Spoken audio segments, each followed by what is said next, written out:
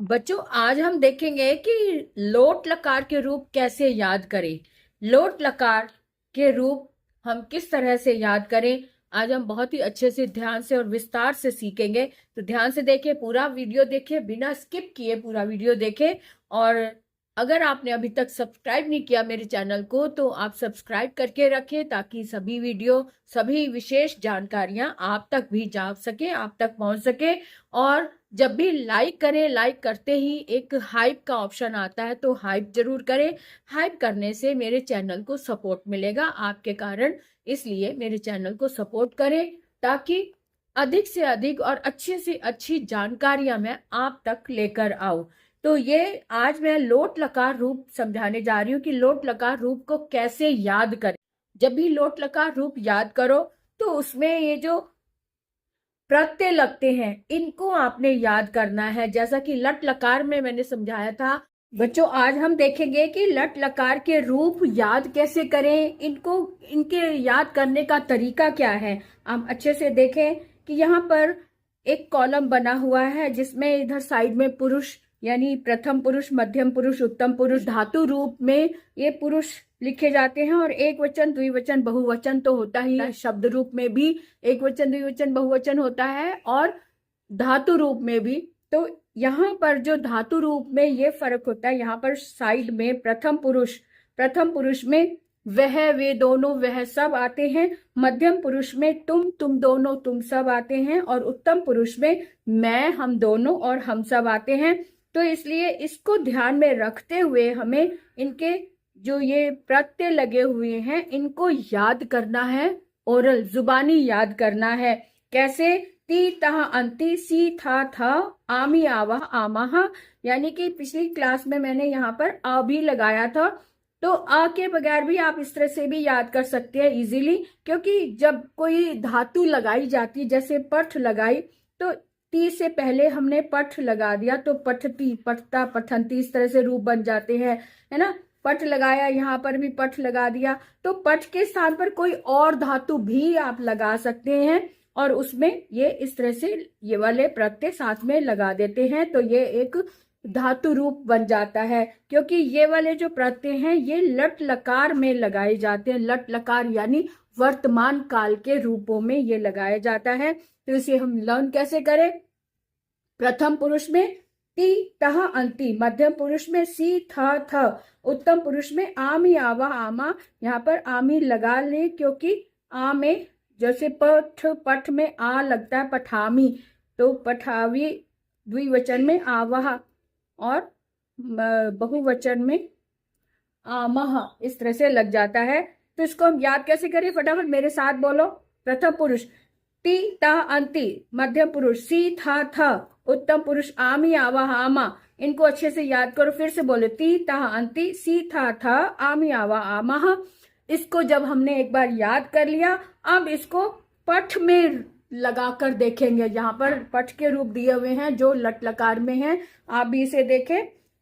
प्रथम पुरुष में पठ में ती लगा दिया तो पठती, पठ में तह लगा दिया तो पठता, पठ में अंति लगा दिया तो पठंती। मध्यम पुरुष में पठ में सी लगा दिया तो पठसी, पठ में थ लगा दिया तो पठथा, पठ में थ लगा दिया तो पठथ। ऐसे ही उत्तम पुरुष में आमी लगाया तो पठामी, द्विवचन में आवाह लगाया तो पठावह, द्विवचन में बहुवचन में आमह लगाया तो पठामह। इस तरह से रूप, इसके अनुसार हमने इन रूपों को बना दिया। कैसे?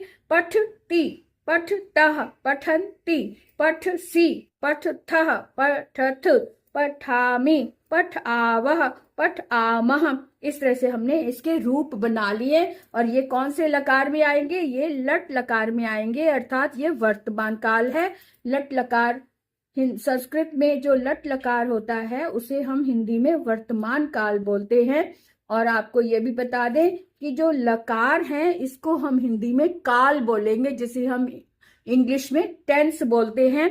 तो लकार मीन्स टेंस भी होता है, और काल भी होता है, और समय भी कह सकते हैं इसको, कि वर्तमान समय, भूतकाल समय, या फिर भविष्य का समय।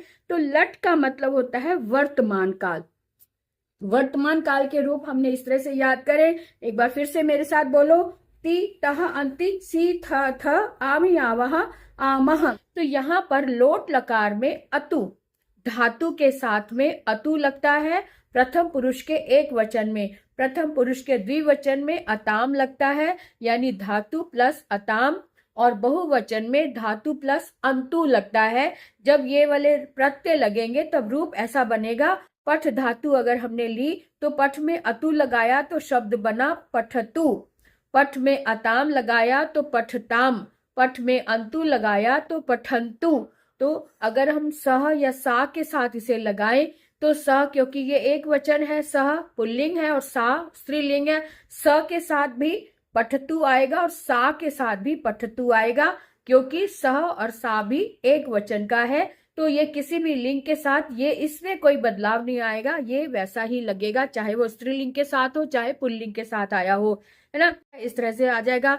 द्विवचन में हम कैसे लगाएंगे रूप में? धातु प्लस अताम लगाया तो पठ प्लस अताम, पठ धातु है और धातु में अताम लगाया तो पठताम बन गया।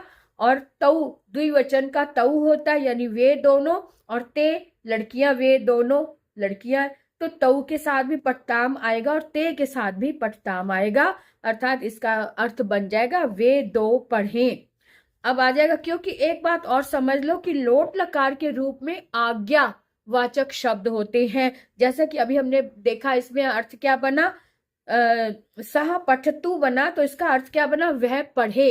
तो ये आज्ञा दी जा रही है, पढ़े, वे दोनों पढ़ें। और ये बहुवचन में पठ में अंतु लगा तो पठंतु शब्द बना, और पठंतु शब्द बना तो ये ते के साथ, यानी बहुवचन के साथ ते लगाया तो ते पठंतु। अगर बहुवचन के साथ ता, स्त्रीलिंग का ता लगाया तो ता पठंतु। लेकिन इसमें इन रूपों में कोई चेंज नहीं आएगा, चाहे वो स्त्रीलिंग के लिए आया हो चाहे वो पुल्लिंग के लिए आया हो। तो इसका अर्थ क्या बन जाएगा, वे सब पढ़ें। ते पठंतु, वे सब पढ़ें। ताह पठंतु, वे सब लड़कियां पढ़ें। तो इस तरह से जो रूप है, जो धातु रूप है, इसमें कोई बदलाव नहीं आएगा। यहाँ पर ये जो लोट लकार का जो रूप बन रहा है वही बनेगा, पठतु पठताम पठंतु। इस तरह से ये लोट लकार प्रथम पुरुष का ये रूप बना। अब आते हैं मध्यम पुरुष।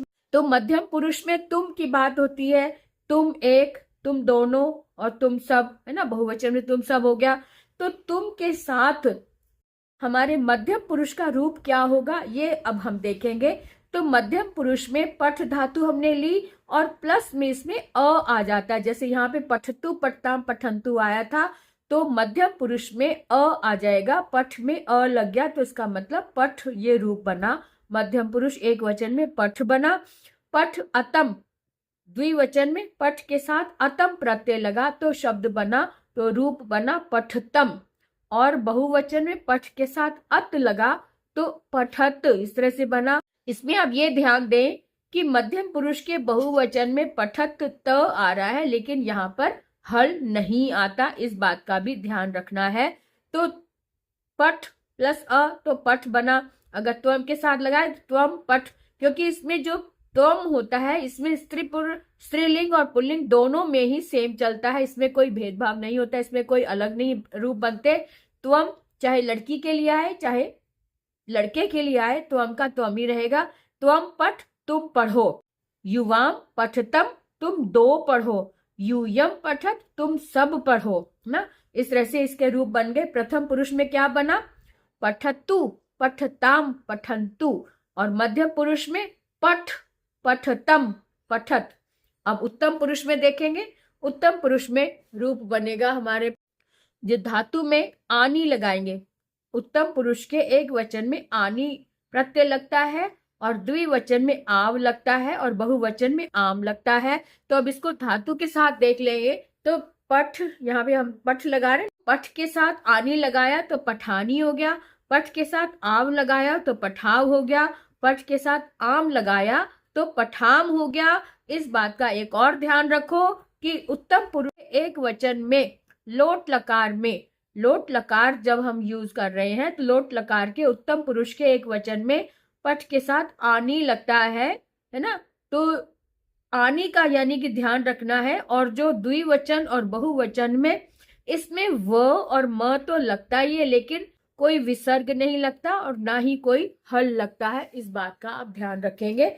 तो ये हो गया हमारा लोट लकार के रूप हम कैसे याद करें। इसी तरह से पठ के स्थान पर आप कोई और धातु भी लगा सकते हैं। जैसे गम धातु लगाई तो गम लगाएंगे तो गच्छ आएगा, गच्छतु, गच्छताम, गच्छन्तु। अगर नम धातु लगाया तो नमतु, नमताम, नमंतु आ जाएगा, है ना। और अगर क्री धातु लगाया तो करोतु, कुरुताम, कुरवंतु आ जाएगा। अगर हमने हस धातु लगाया तो हसतु, हसताम, हसंतु। इस तरह से ये जो है ना प्रत्यय, इनको आपने लर्न करना है, याद रखना है कि लोट लकार में कौन कौन से प्रत्यय लग रहे हैं धातु के साथ। तो इनको आपने याद किया कैसे? अतु, अताम, अंतु, अ, अतम, अत, आनी, आव, आम। इसको आपने लर्न किया। अब इसके साथ कोई भी धातु आप लगा सकते हैं, तो जिस धातु को लगाएंगे उसी धातु के रूप बन जाएंगे, है ना इजी बात। तो इसे आप आज ही अभी याद करें और मेरे चैनल को सब्सक्राइब करें, लाइक करें, कमेंट करें और साथ में इसे जितना हो सके शेयर करें ताकि अन्य बच्चे भी इसका लाभ उठा सके। तो आज के लिए इतना ही, फिर मिलेंगे, बाय बाय।